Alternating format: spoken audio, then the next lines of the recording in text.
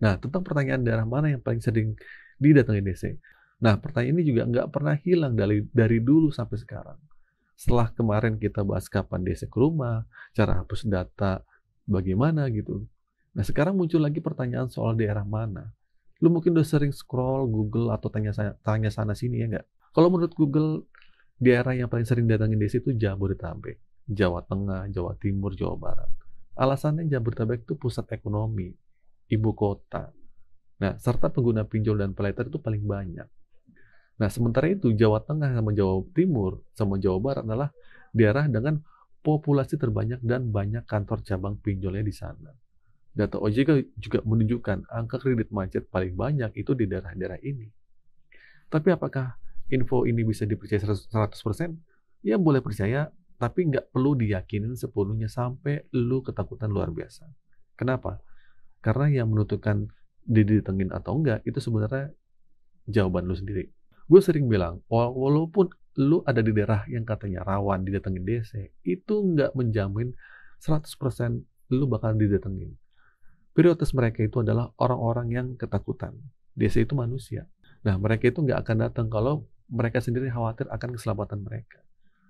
Atau kalau pengetahuan lu melebihi kemampuan mereka. Makanya cara lu menjawab itu penting banget. Kebanyakan dari kita kalau sudah komunikasi sama DC langsung deh nunjukin titik lemahnya. Mohon-mohon, minta maaf, merendahkan diri. Padahal saat komunikasi sama DC, jangan pernah sesekali nunjukin kelemahan lu sendiri. Lu telat bayar, udah dibebankan denda. Nama lu masuk slip OJK. Ya, scroll kredit bermasalah. Ngapain harus mohon-mohon?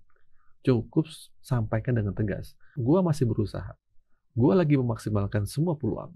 Kalau perusahaan Bapak Ibu kasih waktu, gua akan usahakan secepatnya. Gua akan kabarin nanti. Tapi kalau tidak, ya udah. Sebagai debitur, mempersalahkan apapun resiko yang diberikan perusahaan Bapak Ibu. Nah, ini posisi yang tegas. DC bakal kehabisan bahan kalau lu ngomong kayak gini. Nah, mereka bilang, enakan Anda dong. Balikin lagi. Lah, enaknya di mana? Gua telah sehari udah kena denda. Gua nggak mampu bayar, ada risikonya. Tapi kalau lu misalnya nunjukin, oh iya Pak, mohon maaf Pak, sabar dulu Pak. Ini saya lagi usahakan Pak. Kasih waktu 1-2 hari Pak. Itu menunjukkan suatu titik kelemahan lu.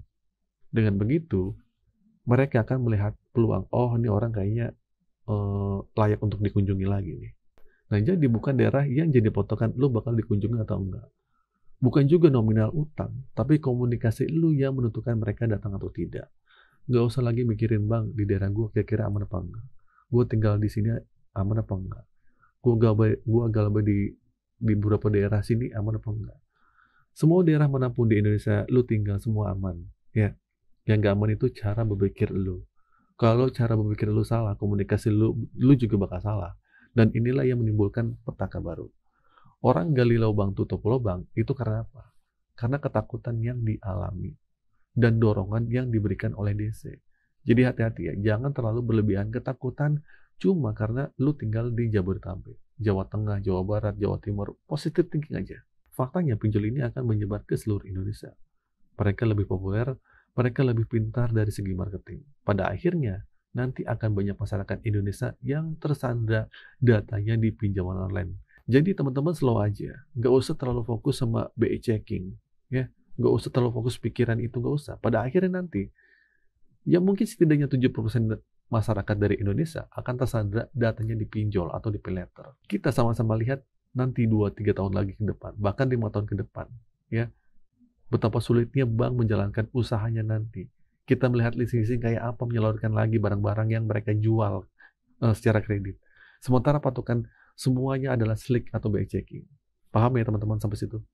Nah, pertanyaan terakhir, kapan DC berhenti meneror? Ini juga pertanyaan sejuta umat.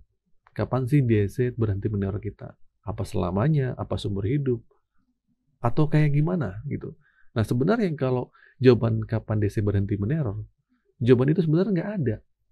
Walaupun sudah ada aturan menagih 90 hari segala macam, tapi penagihan itu bisa dilanjutkan lagi dan dilanjutkan lagi.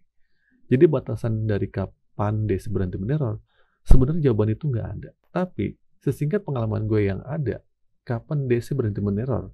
Yang pertama, setelah lu menghentikan semua komunikasi yang ada.